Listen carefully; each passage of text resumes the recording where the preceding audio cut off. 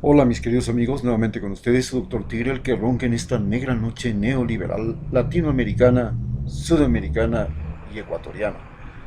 Un consejero de internautas que dice saber más o lo que le ha enseñado los campos, las ciudades, que los libros y las universidades.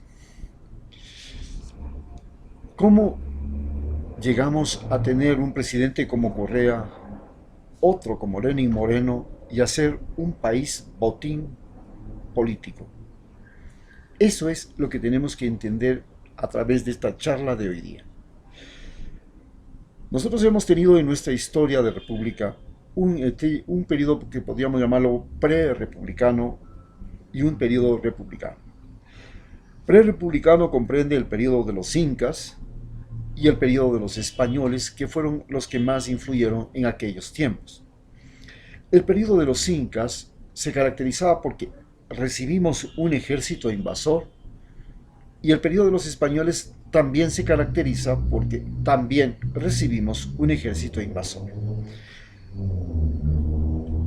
Esto separó dentro de nuestra geografía a los seres humanos entre aborígenes y mestizos con blancos y criollos, blancos españoles y criollos.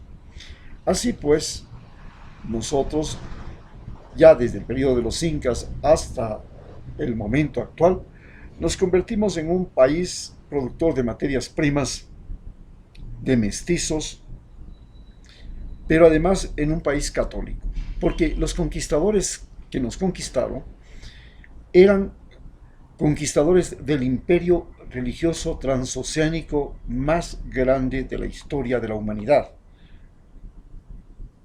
El imperio español llegó a ser el imperio religioso transoceánico.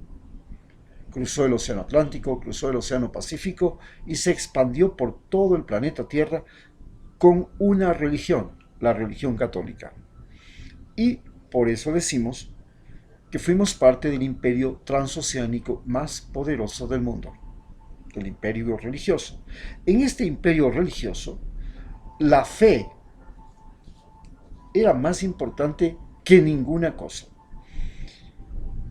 Los imperios religiosos, cristianos especialmente, y después por supuesto los musulmanes, tenían un objetivo que fue señalado por su Dios y el Hijo de su Dios, Jesucristo, que era el considerar a todos los seres humanos iguales.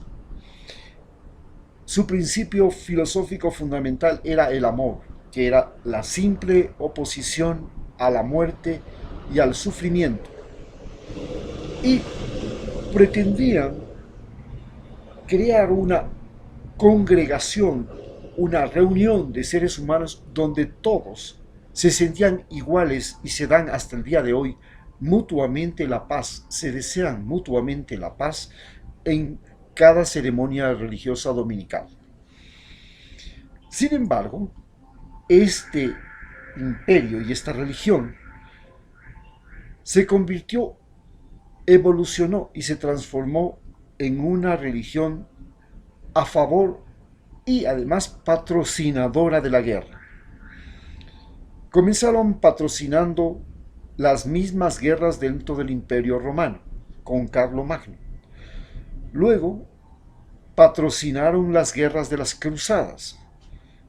Y finalmente patrocinaron las guerras de las conquistas. Pero aún, después de las conquistas, en el momento de la independencia, esta religión, la religión católica, patrocinó el enfrentamiento entre los mismos católicos. Primero patrocinó el enfrentamiento de católicos con ortodoxos, luego patrocinó el enfrentamiento de católicos con musulmanes y luego patrocinó el enfrentamiento entre los mismos católicos en América Latina, en América del Sur, en América, haciendo que entre nosotros nos matáramos, peruanos con ecuatorianos, con chilenos con peruanos, bolivianos, entre nosotros, y todos éramos de la misma religión, es decir, la fe era un cuento, la doctrina era una mentira. A partir de eso, dentro de nuestros pueblos nacieron un concepto de raza y hubo una clasificación racial: blancos, criollos, mestizos, mulatos y negros. Los negros al último, porque los negros llegó a considerar este imperio que los negros no tenían alma, entonces no tenían por qué casarse ni ser enterrados en cementerios, porque eran un eslabón entre el mono y el ser humano. Entonces los negros tenían la posibilidad de ser esclavizados y sometidos como mercancía, vendidos como mercancía. Los indígenas no. A los indígenas no se les dio esa categoría, se les dio la categoría de peones, es decir, de siervos. La diferencia entre un esclavo y un esclavo estaba en que los esclavos no tenían alma y se podían comprar y vender, como los perros, los gatos, los caballos, etcétera, etcétera. Pero los indígenas sí tenían alma y no se podían comprar y vender, entre comillas, pero se podía comprar y vender con todo y la propiedad. Es decir, si tú vendías la hacienda, podías vender con todos los indios que están adentro. Y entonces era parte de la propiedad que tú comprabas, y como era parte de la propiedad, las haciendas en realidad eran reinos de cada conquistador y de cada terrateniente, en las que ni el rey de España, que estaba muy lejos, ni Dios, que estaba muy arriba, podían intervenir. El dueño de ese terreno era el que disponía la suerte y muerte de los animales y de todos los peones de la hacienda, e incluido las plantas. Así se confirmó un sistema colonial que nos duró 300 años hasta que llegaron las guerras de la independencia. En las guerras de la independencia, los ejércitos extranjeros, como el ejército de los incas, y el ejército extranjero, los españoles, fue reemplazado por un ejército nacional, que en primer lugar era un ejército gran colombiano, porque pasamos a ser la gran potencia territorial y la gran nación, la más grande nación de Sudamérica, la Gran Colombia. ¿Y por qué era la más grande nación de Sudamérica? Más grande que Brasil y más importante que Brasil. Porque Brasil estaba despoblado. Entonces Brasil necesitó importar más de 4 millones de negros para poblarlo. Y luego facilitar la migración enorme de italianos, de nazis, de fascistas y de blancos a su territorio. En cambio nosotros no. La Gran Colombia disponía de una gran mano de obra indígena y mestiza al momento de su independencia, pero además disponía de una salida al Océano Pacífico y otra salida al Océano Atlántico que no disponía Brasil, la más grande potencia de Sudamérica, y por supuesto tampoco disponía de la gran riqueza minera de los Andes, que significaba oro y plata, visibles en Bolivia, visibles en Perú, visibles en Ecuador, visibles en Perú, en Colombia. Entonces, esto nos convertía, al ser miembros de la Gran Colombia, en la mayor potencia emergente del siglo XIX en Sudamérica. Por supuesto, esto atrajo la atención de Estados Unidos y de Inglaterra y financiaron nuestra disolución. Motivaron, financiaron, patrocinaron para que los tres grandes países, los cuatro grandes países, Panamá, Colombia, Venezuela y Ecuador, terminaran peleándose y separándose entre sí.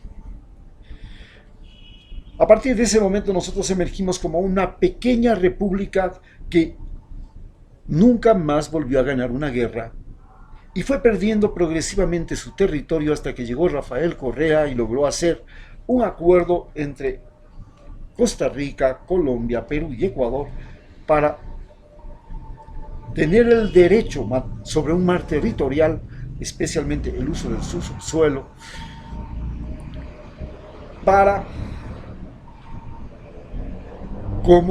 que es 5 veces más grande que su superficie continental. Así nacimos como Estado y como posesión territorial.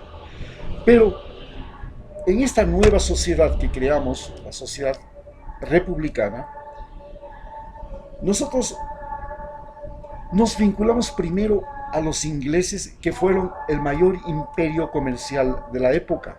Entonces fuimos sus proveedores, básicamente de quinina Y luego fuimos proveedores de cacao, fundamentalmente para el Imperio francés. Cuando llegaron los norteamericanos, nos convertimos en el puerto más importante del Pacífico luego de la construcción del Canal de Panamá, porque el puerto de Guayaquil se convirtió indudablemente en el puerto más importante del Pacífico, que ya lo era dentro del Imperio Español, porque el puerto de Guayaquil, en el que desemboca el río Guayas y tiene un enorme golfo, era al mismo tiempo el mayor proveedor de madera para la construcción naval. Por eso fue el astillero más importante de los españoles en Sudamérica. Y en ese tiempo los astilleros eran las fábricas de barcos, y ser una fábrica de barco era algo fundamental, como tener una fábrica de aviones o una fábrica de automóviles en el siglo XX. Bien, así despegamos como país y república, pero Estados Unidos, que era el nuevo imperio que fue reemplazando a Inglaterra, porque Inglaterra llegó a ser el más grande imperio comercial del mundo, y era maravilloso al comienzo, porque así como los españoles querían que la unidad de los seres humanos, que todos los seres humanos sean amor, los comerciantes ingleses querían que la riqueza de un país llegara a otro país. Entonces el comercio era algo fantástico, algo extraordinario. El problema fue cuando del comercio se pasó a la codicia, se pasó a la riqueza y se comenzó a explotar a los países. Entonces se explotaban las minas de diamante en Sudáfrica, se explotaba el opio en la India, se lo vendía obligatoriamente a la China, se sacaba la quinina de Ecuador y comenzaron a sacarle sangre al cangrejo y a todos los pueblos y países a través del comercio. Hasta que Estados Unidos comenzó a producir algo que Inglaterra comenzó incipientemente a producir. Era materias primas más talento humano. Los ingleses comenzaron a producir el casimir inglés, materia prima más talento humano. Pero los norteamericanos ya no produjeron solo eso. Los norteamericanos produjeron automóviles, produjeron el telégrafo, el teléfono, la radio, la televisión, las computadoras, los programas, las máquinas, los inventos, la genialidad, las películas, los programas de computación. Bueno, materia cerebral. Y se convirtieron en el imperio más inteligente del planeta y al mismo tiempo en el imperio industrializado, con la mayor capacidad industrial, hasta que China les comenzó a hacer la competencia en el siglo XXI. Y desde ese momento llevan un duelo a muerte con China, en la que cada uno trata de ser más innovador y más productivo que el otro. La ventaja que tenía China es que tenía 1.400 millones de cerebros humanos y Estados Unidos tiene solo 400 millones de cerebros humanos. Y entonces China se dio cuenta que la mayor riqueza era el cerebro humano y tenía 1.400, tenía el doble que Estados Unidos.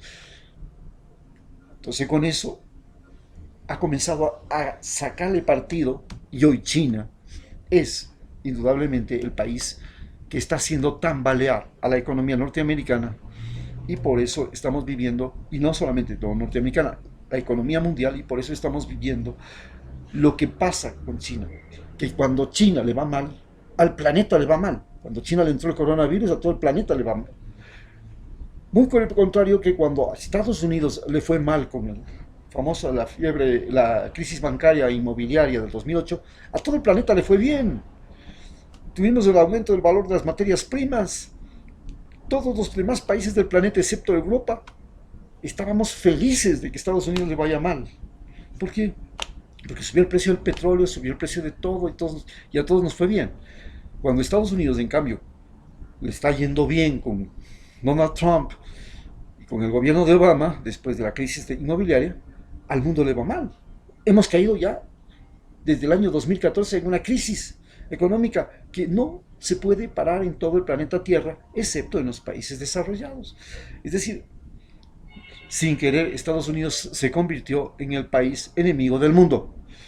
Cuando a él le va bien, al mundo le va mal. En cambio, China se convirtió en el país aliado del mundo, porque cuando a China le va mal, a todo el planeta Tierra le va mal. Así, llegamos nosotros a la situación que estamos viviendo ahora, en que todo cambió. Éramos el país más lejano del planeta Tierra. Argentina era el país del fin del mundo, pero nosotros éramos el país más lejano del planeta Tierra. Y Quito, la capital más difícil de acceder del planeta Tierra. Nosotros, para poder llegar a Ecuador, en ese tiempo la Real Audiencia de Quito, había que llegar por el estrecho de Magallanes, que es lleno de tormentas, lleno de dificultad, que no se puede cruzar todo el año, se puede cruzar solamente cuando no es invierno, porque cuando el invierno llega se congela. Entonces, llegar a Ecuador por el estrecho de Magallanes era muy difícil, pero llegar a Ecuador por el canal de Panamá se hizo fácil y cambió todo. Cuando ya se construyó el canal de Panamá, eso ya nos posicionó y nos cambió nuestra situación. Pero luego llegaron los geodésicos franceses ya antes y dijeron, aquí está la mitad del mundo. Bueno, que sea la mitad del mundo, ¿qué importa? Si la mitad del mundo no es en Inglaterra, o no es en Estados Unidos, o no es en Francia, mejor. Mejor pongámosle allá, en algún lugar donde nadie lo quiera ver y nadie pueda decir, esto es mío, la mitad del mundo es mía. Ah, bueno, vamos a poner allí en Ecuador. Pero el hecho de que geográficamente estemos en la mitad del mundo nos ha colocado en una situación extraordinaria en el siglo XXI, porque nosotros, primero, estamos en una órbita geoestacionaria, tenemos una órbita geoestacionaria que es la más importante del planeta, la órbita ecuatorial. Segundo, porque tenemos el lugar más distante del centro de la Tierra con menor de gravedad, lo que permite y facilita crear en Ecuador puertos espaciales, que es lo que se viene. Así como un día creamos puertos navieros, luego creamos aeropuertos, en el futuro pues los puertos espaciales serán el eje del desarrollo de muchos países, como lo fue Guayaquil, como lo fue Nueva York, como lo fue Hamburgo, cuando la navegación era lo más importante, o como lo fue los aeropuertos de Frankfurt o el aeropuerto de Holanda o los aeropuertos de Dubái ahora. En el futuro, pues, Ecuador está favorecido por su posición geográfica para ser el mayor y mejor lugar para la creación de puertos espaciales. Pero además tenemos una biodiversidad y una naturaleza extraordinaria. Y eso nos convirtió en el mayor proveedor de información genética del planeta, en un planeta y en un momento en que el cambio climático y la extinción se han convertido en el problema fundamental del planeta Tierra. Entonces hay que buscar los lugares donde por favor no hayan extinción, donde hay todavía especies, donde la memoria genética de siglos y siglos de la naturaleza se conserve, porque antes eso valía un coño. Nosotros éramos dueños de una naturaleza que nadie entendía. Era fácil irse a Norteamérica, era fácil irse a la Argentina porque había 4 estaciones y los europeos sabían cómo vivir en 4 estaciones y sabían cómo vivir en pampas y planicies, porque Europa es plano, pero cómo vivir en los Andes, cómo vivir en la selva del Amazonas, eso era absolutamente complicado. Hoy, gracias al conocimiento, al desarrollo, a la ciencia, a la investigación, nosotros estamos en un lugar privilegiado del planeta, pero no solamente eso, estamos además en el centro de las comunicaciones interplanetarias en este momento. Somos el centro de paso y nos vamos convirtiendo en el centro de circulación aéreo de los aviones, de los barcos que van a Sudamérica, a Norteamérica, al este, al oeste, tan así que Ecuador se ha convertido pues en el mejor lugar de salida de la cocaína, porque evidentemente su posición geográfica, inclusive Estados Unidos se pelea la base de Manta y la base de Galápagos, porque su posición geográfica es envidiable. Con estas ventajas, nosotros estamos viviendo un momento en el que el Ecuador tiene por fuerza que pasar de ser un país mendigo, un país pobre, que elige a lo peor de lo peor como presidente, y tiene que pasar a elegir a otro tipo de seres humanos porque está obligatoriamente condenado a ser un centro mundial del planeta. Tiene la obligación de pasar a ser la mitad del mundo y ser la mitad del mundo en un tiempo en un momento de la historia en que la distancia y el tiempo tienen otra interpretación y han cambiado completamente, nos convierte en el verdadero centro del planeta y nos obliga a los ecuatorianos a ser más inteligentes, más sabios cuando elegimos presidente. Muchas gracias.